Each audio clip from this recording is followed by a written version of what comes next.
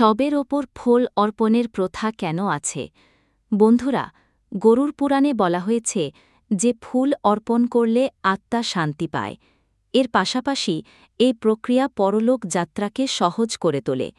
ফুলের সুগন্ধ ও পবিত্রতা আত্মাকে সাংসারিক মোহ থেকে মুক্ত করে। এই কারণেই অন্ত্যেষ্টিক্রিয়ার সময় ফুলের ব্যবহারকে অত্যন্ত গুরুত্বপূর্ণ হিসেবে গণ্য করা হয়েছে। মৃতদেহের মুখে তিলক কেন করা হয়? বন্ধুরা, গরুর পুরাণ অনুযায়ী মৃতদেহের মুখে তিলক দিলে তার আত্মা শান্তি পায়। এই তিলক তার কর্মকে শুদ্ধ করে এবং পরলোক যাত্রায় পথ নির্দেশ দেয়। তাই অন্ত্যেষ্টিক্রিয়ার সময় তিলক করা অপরিহার্য বলে মনে করা হয়।